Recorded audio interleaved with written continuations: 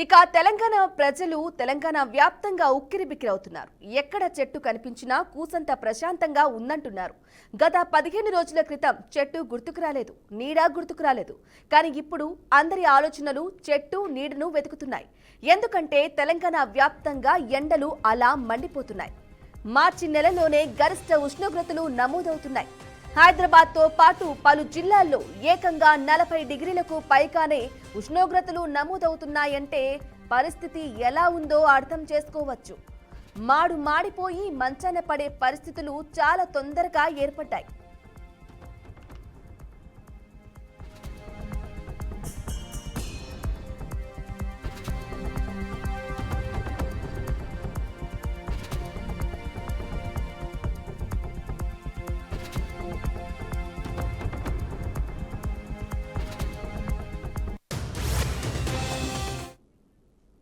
మార్చి నెలలోనే గరిష్ట ఉష్ణోగ్రతలు నమోదవుతున్నాయి. హైదరాబాద్ తో పాటు జిల్లాల్లో 40 డిగ్రీలకు పైగానే ఉష్ణోగ్రతలు నమోదవుతున్న పరిస్థితులు చాలా దారుణంగా ఉన్నాయి. సాధారణం కంటే 3.3 డిగ్రీలు అధిక ఉష్ణోగ్రతలు నమోదవుతాయని వాతావరణ శాఖ అధికారులు చెబుతున్నారు. ముఖ్యంగా ఉత్తర తెలంగాణ జిల్లాల్లో ఎండల ప్రభావం ఎక్కువగా ఉంటుంది. వచ్చే 10 రోజుల్లో తెలంగాణలో కాస్త భిన్నమైన వాతావరణ పరిస్థితులు ఏర్పడబోతున్నట్లు తెలంగాణ వాతావరణ నిపుణులు చెబుతున్నారు.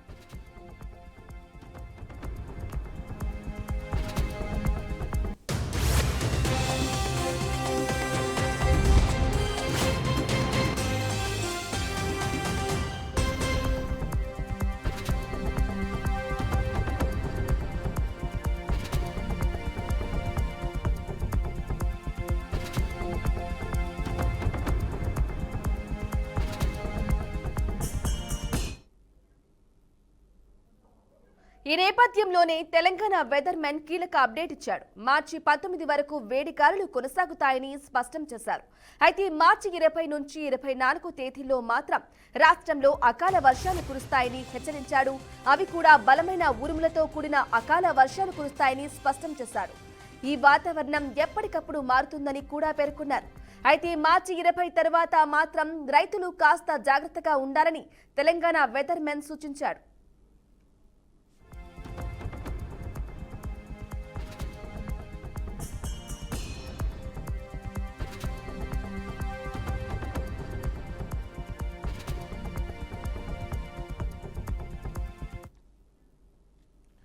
తెలంగాణ వ్యాప్తంగా ఎండలు మండిపోతున్నాయి. ఇక ఎండల వాతావరణ పరిస్థితులు కూడా మారే అవకాశం ఉంది అని చెప్పేసి వాతావరణ శాఖ అయితే చెప్తూ ఉన్నారు. దీనికి సంబంధించిన కంప్లీట్ డీటెయిల్స్ మా ప్రతినిధి శ్రీనివాస్ లైవ్ లో అందిస్తారు. శ్రీనివాస్, చెప్పండి, తెలంగాణ వ్యాప్తంగా ఎండలు దంచుకొడుతున్నాయి. ఈ నేపథ్యంలోనే 20 తేదీ నుంచి కూడా వాతావరణ మార్పులు చోటు చేసుకునే అవకాశం ఉంది. ఉరుములతో కూడిన భారీ వర్షాలు కూడా కురిసే అవకాశం ఉన్నట్లుగా తెలుస్తోంది. అప్డేట్స్ ఏంటి?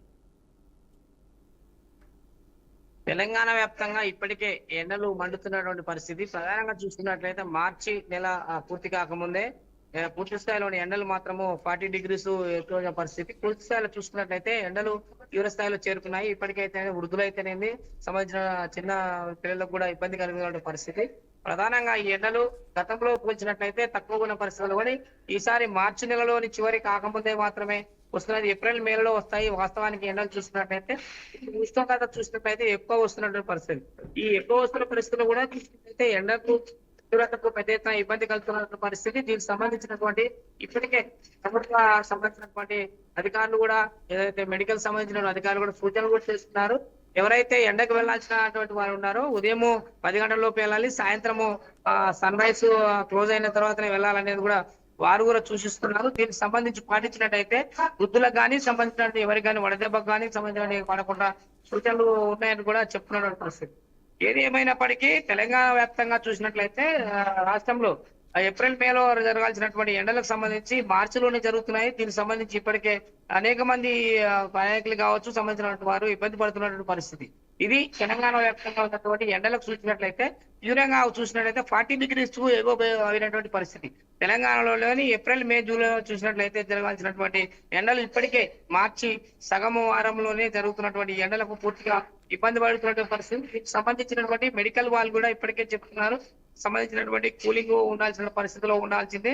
సంబంధించిన ఎవరైతే ఉంటారో 10 తర్వాత జర్నీ చేయకూడదు. వృద్ధులు అయితే అసలు బయటికి వెళ్ళకూడదు. వడదెబ్బకు ప్రమాదానికి సంబంధించిన సూచనలు కూడా డిఎంహెచ్ఓ సంబంధించినటువంటి జిల్లా అధికారులకు కూడా ఇప్పుడే సూచనలు చేసినటువంటి పరిస్థితి. తెలంగాణలో ఉన్నటువంటి పూర్తి స్థాయిలో 10 జిల్లాలకే కావాల్సిన పూర్తి స్థాయిలో ఉన్నటువంటి అన్నిటికీ కూడా పూర్తిగా ఎండలకు సంబంధించినటువంటి ప్రికాషన్స్ పాటించుకోవాలి.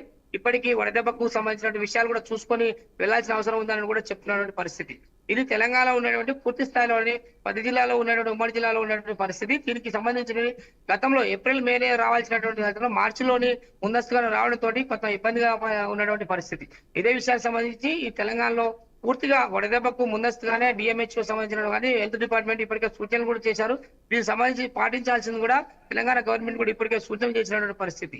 తెలంగాణలో ఉన్నటువంటి ఎండల తీవ్రతకు సంబంధించి పూర్తిగా జరుగుతున్నటువంటి సంబంధించిన చూసినట్లయితే ఇది పూర్తిగా గైడెన్స్ చేసుకొని పూర్తిగా ఎవరైతే ఎండలకు వెళ్లాల్సిన 10 తర్వాత వెళ్ళకూడదు.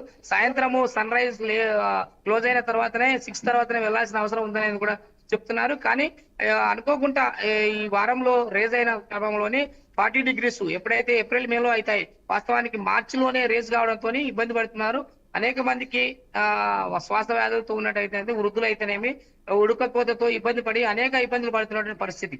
ఇది తెలంగాణ వ్యాప్తంగా ఉన్నటువంటి తాజా పరిస్థితి. అయితే శ్రీనివాస్ చెప్పండి, ఎస్ మీరు చెప్పినట్లు కూడా మార్చి ఏప్రిల్ మేలో నమోదవలసిన 40 డిగ్రీల ఉష్ణోగ్రతలు దాటాల్సిన పరిస్థితి ఉంది. అయినా కూడా మార్చిలోనే 40 డిగ్రీలు నమోదవుతున్నాయి. ఏ విధంగా చూసుకోవాలంటారు? అలాగే హైదరాబాద్ తో పాటు మిగతా తెలంగాణ జిల్లాల్లో కూడా ఇటువంటి భిన్న వాతావరణ పరిస్థితులు ఏర్పడే అవకాశం ఉంది వచ్చే 10 రోజుల్లో ముఖ్యంగా 20 తేదీ తర్వాత అని చెప్తున్నారు. ఎటువంటి జాగ్రత్తలు తీసుకోవాలంటారు? ప్రధానంగా చూసినట్లయితే వాస్తవానికి పూర్తి స్థాయిలోని జాతీయ రహదారులు కానీ రోడ్డుమయమైన సిసి రోడ్లు ఇదంతా వాడుకొని ఓవరాల్ గా హీట్ ఎక్కువైందని చెప్పవచ్చు. పూర్తిగా దీనికి సంబంధించిన విషయాలు కూడా గతంలో కూడా చెప్పారు. దీనికి సంబంధించిన ముందస్తుగానే వేసవికి సంబంధించిన సూచనలు కూడా చేస్తున్నారు ప్రభుత్వం. కానీ వేసవి కాదు సంబంధించిన రివర్ లో కానీ సంబంధించిన ఎక్కడ బోర్లు కూడా వాటర్ లేకపోవడంతో చెట్లు కూడా ఎక్కడ పెద్దగా పెంచిన పరిస్థితి లేదు. దీనికి సంబంధించి తేమ శాతం తక్కువ ఉండడంతో ఒక్కసారిగా వేడిమయమైనటువంటి పరిస్థితుల్లో జాగ్రత్త తీసుకోవాలని ప్రభుత్వాలు చెప్తున్నా కూడా అనేక విషయాలలో కొంతమంది నిర్లక్ష్యం చేస్తున్నా కూడా వృద్ధులకు కూడా హీట్ టెంపరేచర్ కు హెవీ తోటి ఒక శ్వాస ఇబ్బంది అవుతుందని చెప్పుకోవచ్చు. గతంలో చూసినట్లయితే ఈ తెలంగాణలో జరుగుతున్నటువంటి పరిస్థితి అని చెప్పుకోవచ్చు. అయితే శ్రీనివాస్ చెప్పండి, అలాగే వాతావరణ శాఖ చెప్పినట్లు కూడా 20 తేదీ తర్వాత అకాల వర్షాలు కురిసే అవకాశం ఉన్నట్లుగా తెలుస్తుంది. ముఖ్యంగా రైతులకు ఏ విధంగా నష్టం వాటిల్లే అవకాశం ఉందంటారు? తెలంగాణ వ్యాప్తంగా జరుగుతున్నటువంటి వెన్నెల తీవ్రతతోటి పలు జిల్లాలో కాకపోతే దానికి సంబంధించిన విషయాలు చూసినట్లయితే ఆదిలాబాద్, కరీంనగర్, నల్గొండ సంబంధించినటువంటి రామగుండం చూసినట్లయితే ఉష్ణోగ్రత గతంలోనే ఏప్రిల్ మేలో ఉంటుంది టెంపరేచర్ కు ముందస్తుగానే వస్తుంది. దీనికి సంబంధించి ముందస్తుగానే ఎవరైతే మెడికల్ కి సంబంధించిన కిట్స్ కూడా ఇస్తున్నారు, ఏదైతే వాటర్ కూడా పర్సంటేజ్ కంటే ఎక్కువ తీసుకోవాలి. ఏదైతే మినిమం ఎవరైతే ఉంటారో వారు 6 కానీ 7 లీటర్ల వాటర్ తీసుకొని ఉండాల్సిన పరిస్థితి. అటువంటి పరిస్థితి వాడుకోకపోతే ఎవరికైతే ఉంటారో ఇబ్బందికరమైన పరిస్థితి వస్తున్నటువంటి పరిస్థితి. శ్వాస వ్యాధులే కాకుండా ఎండకు వడదెబ్బతో ఇబ్బందికి పడతారనేది కూడా సూచనలు కూడా చేస్తున్నారు. వడదెబ్బకు ప్రధానంగా సూచనలు చేసినటువంటి వారు కూడా ప్రధానంగా వాటర్ ని ఎక్కువ తీసుకోకపోతే ఈ ఉడకపోత కావచ్చు, సంబంధించిన ఎండకు కావచ్చు, దీనికి సంబంధించి ఎప్పటికప్పుడు పర్యవేక్షణ చేస్తూనే కొంత ప్రికాషన్స్ తీసుకొని బయటకు వెళ్లాల్సిన పరిస్థితి ఉంటుందని కూడా మెడికల్ డిఎంహెచ్ఓ సంబంధించిన అధికారులు జిల్లా వ్యాప్తంగా ఇప్పటికే ప్రధాన కార్యదర్శి తెలంగాణ ప్రధాన కార్యదర్శి కూడా సూచనలు కూడా చేసినటువంటి పరిస్థితి. Right Srinivas, thank you for the updates.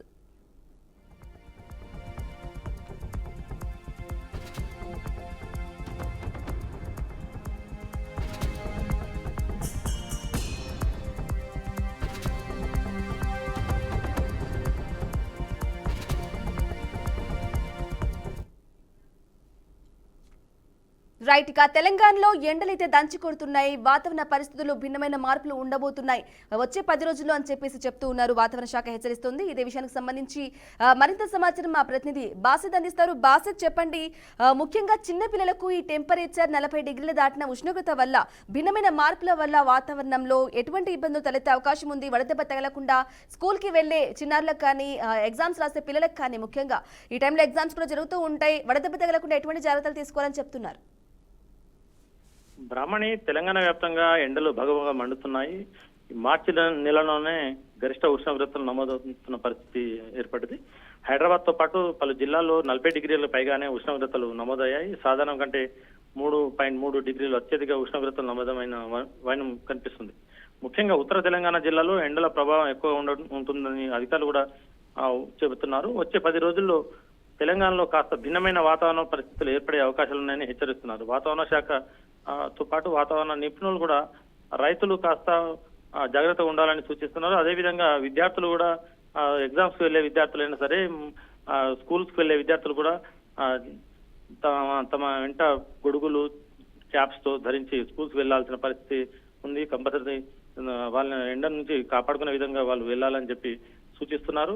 Telangana వేసవికాలం ప్రారంభం కావడానికి ముందే ఉష్ణోగ్రతలు గణనీయంగా పెరిగాయి. కొన్ని ప్రాంతాల్లో సాధారణం కంటే 3 నుంచి 5 డిగ్రీల వరకు అత్యధికంగా నమోదయ్యాయి. ముఖ్యంగా హైదరాబాద్, నిజామాబాద్, భద్రాచలం మరియు ఖమ్మం వంటి ప్రాంతాల్లో ఉష్ణోగ్రత పెరుగుదల ఎక్కువ ఉందని చెప్పొచ్చు. తెలంగాణలో ఫిబ్రవరిలో ఉష్ణోగ్రతలు 35 డిగ్రీల నుంచి సెల్సియస్ కు చేరుకున్నాయి.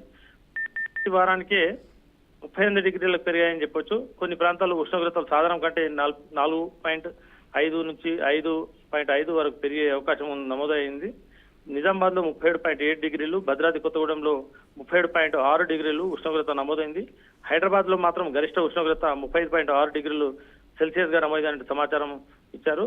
ఖమ్మంలో పెనుమల్లిలో అత్యధికంగా 37.6 డిగ్రీల సెల్సియస్ ఉష్ణోగ్రత నమోదైందని చెప్పింది. అత్యధికంగా 9.2 డిగ్రీల సెల్సియస్ అత్యధికంగా బెజ్జూర్లో 36.7గా నమోదైందని చెప్పి వాతావరణ శాఖ తెలియజేసింది. ఈ ఎండలు పెరగడానికి కారణం మధ్య భారతదేశం నుండి వీస్తున్న గాలులు ఈ వేడికి కారణమని నిపుణులు చెబుతున్నారు. గ్లోబల్ వార్మింగ్ మరియు ప్రాంతీయ క్రమరాహిత్యాలు వంటి వాతావరణ కారకాలుగా చూపిస్తున్నారు. దీనికి దోహదపడతాయని కూడా చెబుతున్నారు. ఈ పెరిగిన ఉష్ణోగ్రత ప్రభావాలు చాలా తీవ్రంగా ఉంటాయని చెప్పి హెచ్చరిస్తున్నారు. గాలిలో తేమ శాతం తగ్గిపోవడంతో ప్రజలు ఉక్కపోతకు ఎదుర్కొంటున్నారు. పగటిపూటనే వేడి ఎక్కువగా ఉండటం వల్ల ప్రజలు ఇబ్బందులు కూడా పడుతున్నారు. పిల్లలు, పెద్దలు కూడా చాలా జాగ్రత్తగా వహించాలి. డిహైడ్రేషన్ అయ్యే అవకాశాలు ఉన్నాయి కూడా అని చెప్పి డాక్టర్లు కూడా చెప్తున్నారు. ముందుగా ఫిబ్రవరిలో ఉన్న కొన్ని ప్రాంతాల్లో 10 డిగ్రీల కన్నా తక్కువగా నమోదైన ఉష్ణోగ్రత కన్నా ఆ తర్వాత ఉష్ణోగ్రత వేగంగా పెరగడం వల్ల ఈ మార్పులు కనిపిస్తున్నాయని చెప్పి చెప్పడం జరుగుతుంది. బ్రాహ్మణి అయితే బాసిత్ చెప్పండి, వచ్చే 10 రోజుల్లో అంటే ముఖ్యంగా 20 తేదీ నుంచి కూడా వర్షాలు కురిసే అవకాశం ఉన్నట్లుగా కూడా వాతావరణ శాఖ చెప్తున్న నేపథ్యంలో, అంటే ఇప్పటి నుంచి 40 డిగ్రీల ఉష్ణోగ్రతలు దాటిని ఎండలు దంచి కొడుతున్న నేపథ్యంలో, అంటే ఒకటేసారి భిన్నమైన వాతావరణ మార్పుల వల్ల ప్రజలకు ఎటువంటి ఇబ్బందులు తలెత్తే అవకాశం ఉందంటారు? బ్రాహ్మణి, మధ్య భారతదేశం నుండి వీస్తున్న గాలు ఈ వేడికి కారణమని నిపుణులు చెప్పడం జరిగింది. గ్లోబల్ వార్మింగ్ కూడా మరియు ప్రాంతీయ క్రమరాహిత్యాలు వంటి వాతావరణ కారకాలు కూడా దీనికి దోహదపడుతున్నాయని చెప్పి వాతావరణ శాఖ వెల్లడిస్తుంది.